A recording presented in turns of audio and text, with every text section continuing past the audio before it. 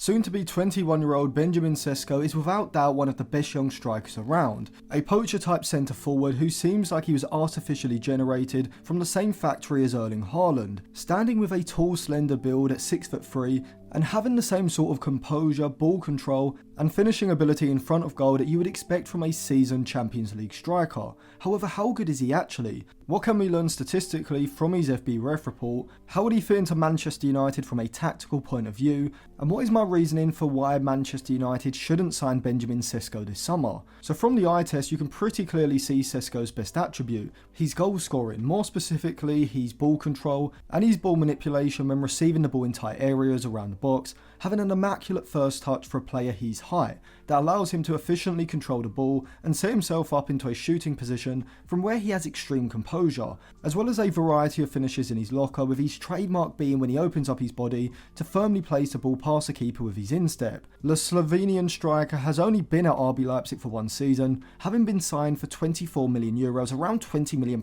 last summer, from Red Bull's sister club RB Salzburg, and has a contract until 2028, and so given his potential, you're looking at a transfer fee of at least £60 to £70 million to sign him this summer. But from Sesko's FB ref report from the past 365 days, when compared against every other forward in Europe's top 5 leagues, you can certainly make an argument for him being worth that, and I wouldn't disagree. He ranks in the 90th percentile for his non-penalty goals with 0.62 per 90, overperforming his non-penalty XG, which also ranks in the 84th percentile by 0.10 per 90, showing just how clinical a finisher Sesko is already at such a young age. And so you may be wondering, well, if I'm complimentary of Sesko's current ability and potential, why am I so against Manchester United signing him this summer? Well, before I get into that, if you want to reminisce about some of the greatest centre forwards in football history, such as Ruud van Nistelrooy, Robin van Persie and Wayne Rooney at Manchester United, as well as the likes of Batistuta, the Brazilian Ronaldo and Andrei Shevchenko, then go over to Jersey FIFA, check out all their Manchester United retro jerseys through the 1990s and 2000s, as well as from other club and international sites as well.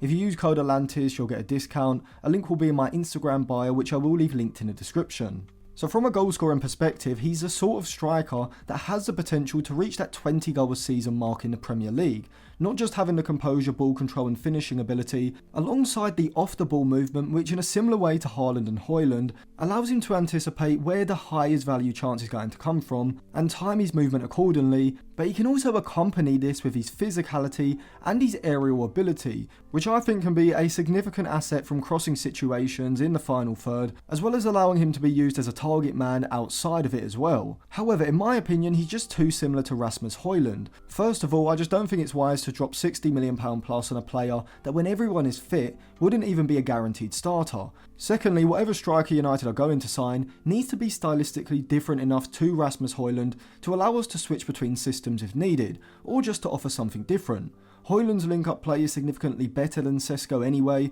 but even still, Hojlund is much more of an advanced forward who you want holding a higher position, providing movement in behind the back line. While Sesko's first touch and his overall ball control is very good, that usually comes from higher up the pitch with his back to goal, simply controlling and laying the ball off for teammates, or using quick football to retain possession. At this point in his career, he's not the sort to be dropping off into deeper positions to link the play, with his passing section of his FB ref report showing a striker that completes very few passes and doesn't really progress the ball into dangerous positions via his passing or his carries either, even though his carries are significantly better. But I guess that is understandable with him playing more as an advanced forward, usually being the furthest player forward for the team. Signing a striker like Ivan Toney, for example, would be more akin to what I think United need. More of a deeper line forward, who whilst won't provide the same movement in behind as either Sesko or Hojlund, would be significantly better at dropping off and linking the play with his back to goal, and opening up spaces centrally ahead for the likes of Rashford and Garnacho to make runs into. Not only are there better stylistic fits for what United need as a centre forward alternative to Hojlund, but also players who are either better than Sesko currently or available at a significantly cheaper price, which United have to factor in with the amount of positions that do need strengthening this summer. Some alternatives I would suggest would be Ivan Toney, Joshua Zirkzee and Cyril Guirassy, and I will make analysis videos on all of those strikers. Let me know in the comments which one of those you want to see first. Also, if you want some exclusive content such as my Patreon podcast, I've got an episode out on how United could use a club network, and I'll be doing future episodes on that topic, as well as one giving my overall assessment of what went wrong with Erik ten Hag at Manchester United. A link will be in the description. You can get a 7-day free trial. But let's say that United do sign Benjamin Sesko. How would he fit in from a tactical point of view? Well, if he were to sign for United, I do think the system would have to switch to a two-man striker system, in order to incorporate both Hojlund and Sesko into the team at some points, with the option of also bringing in Garnacho for either Sesko or Hojlund, and going back to a 4-2-3-1 or a 4-3-3 as a different option. I would go for a 4-4-2 diamond with Bruno Fernandes in behind the front two, Mainu and Mount either side of the midfield diamond, and a ball-winning midfielder like Amadou Onana at the base, with this system also being able to function in a 4-2-2-2, with Kobbie Mainu alongside Amadou Onana, having Bruno Fernandes and Mason Mount ahead of them, inverting infield from wide positions in behind Sesko and Hojlund in the half space, and so you have two 4 at the back systems that you could use, but United could also move to a 3 at the back system. Say if Jeremy Frimpong was brought in on the right side, Dalot could be used as a right-sided centre-back, and Luke Shaw being used as a left-sided wing-back in a 3-4-3 system. But regardless of the formation on paper, from build-up, having the aerial and physical presence of Sesko and Hojlund would allow United to go a lot more direct. However, rather than having Sesko and Hojlund remain centrally on the two centre-backs, I would instruct them to shift slightly wider, taking up positions between the centre-backs and full-backs, not necessarily so they can receive the ball themselves, but to cause the opposition backline positional problems.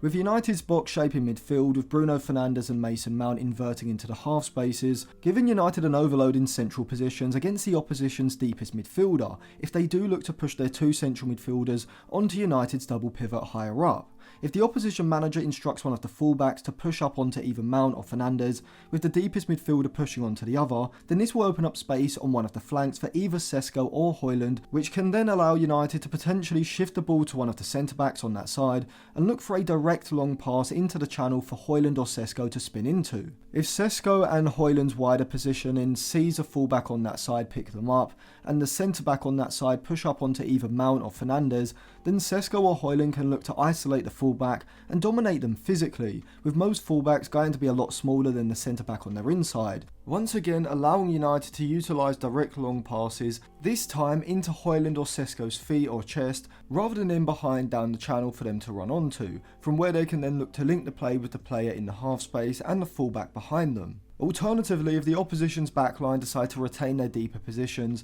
in order to deal with the threat of these direct balls upfield, then Sesko and Hojlund have effectively positionally pinned the back line, with the two United centre forwards now dragging the opposition's back four back towards the halfway line, which will create an overload somewhere else, likely in the centre around the deepest central midfielder, for United to then work the ball through the centre of the pitch, which would be ideal for a De Zerbi United side, who can look to find Mason Mount and Bruno Fernandes in the half space. But even if the opposition then look to drop one of their central midfielders back from United's double pivot higher up the pitch back onto Mount and Fernandes, and narrow their wide midfielders in order to create a horizontally compact 4-2-3-1 shape, then this opens up space on the flanks, making them vulnerable to Onana's lofted passes out to the flanks, or quick switches of play when the ball is on one side of the pitch. Although the situation where I think having two physically dominant and athletic strikers like Hojlund and Sesko in the front two together could be really advantageous would be when the opposition is pressing aggressively man-to-man in a 4-4-2,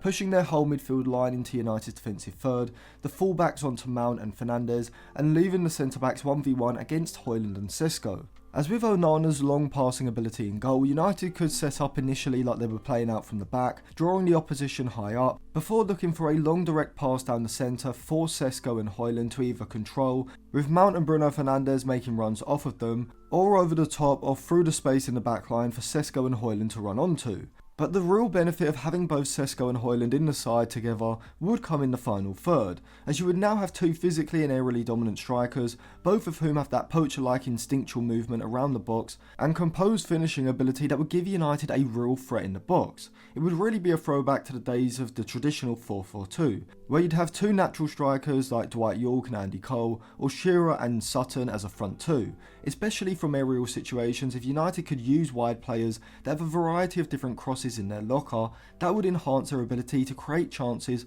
force Sesko and Hojlund even further. Maybe a left footer like Ahmad, Anthony, Elise, or ideally Rafinha, who can whip in in-swingers from the right, alongside a right back like Dalot, who can provide the outswingers from deep, or make overlapping runs to create space for the left footer ahead, or to get down the line and receive low passes to get into low crossing positions close to the byline, with Luke Shaw on the left side also capable of doing this. And so whilst I do rate Sesko, it's purely from a squad building point of view that I think United should avoid him this summer, unless United are planning to use his very specific tactical setup which I've laid out. I just don't see this being the right transfer, with a deeper lying forward like a Tony, Garassi or a Xerxes being a much better stylistic fit.